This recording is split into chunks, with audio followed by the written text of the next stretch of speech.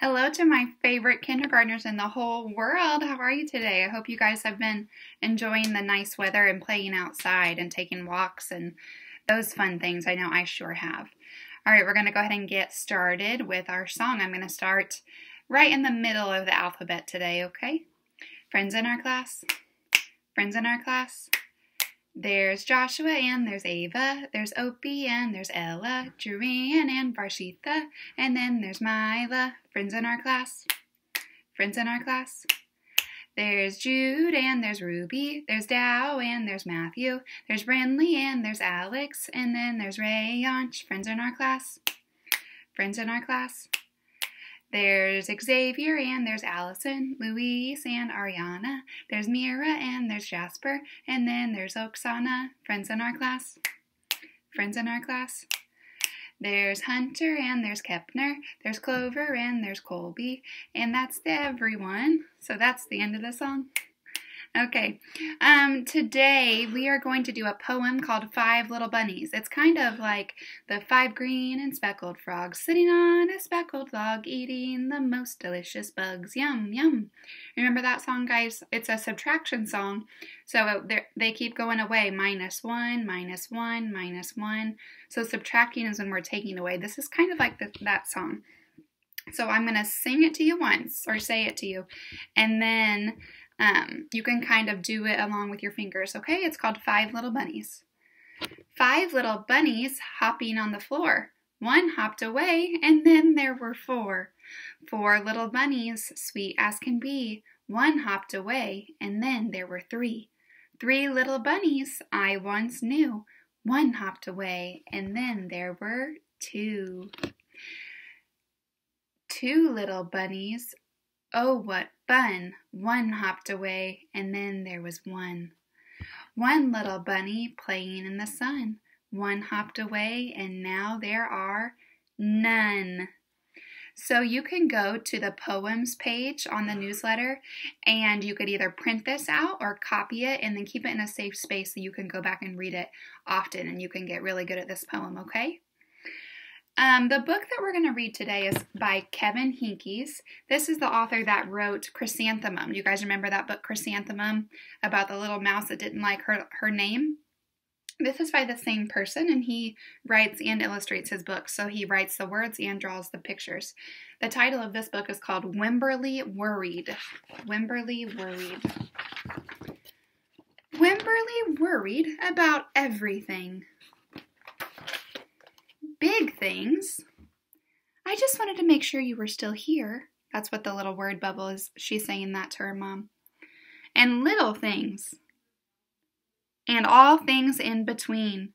Mama, what if I shrink? Wimberly worried in the morning. She worried at night. And she worried through the day. You worry too much, said her mother. When you worry, I worry, said her father. Worry, worry, worry, said her grandmother. Too much worry.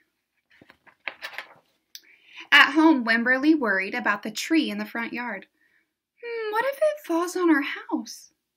And in the crack in the living room. What if it gets bigger and something comes out of it? And that noise that the radiator makes, that's like a heater. What if there's a snake inside?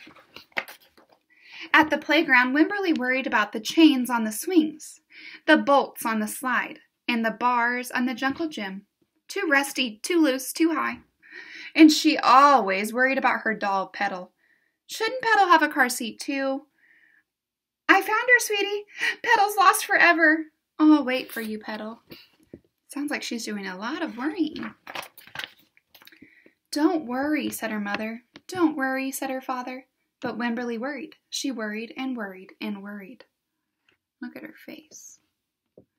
When Wimberly was especially worried, she rubbed Petal's ears. Wimberly worried that if she didn't stop worrying, Petal would have no ears left at all. On her birthday, Wimberly worried that no one would come to her party. See, said her mother, there was nothing to worry about. See, all of her friends came, even though she was worried. But then Wimberly worried that there wouldn't be enough cake. This is the best present ever. I wish I had my birthday today. That's what the other kids are saying. On Halloween, Wimberly worried that there would be too many butterflies in the neighborhood parade, because that was her costume.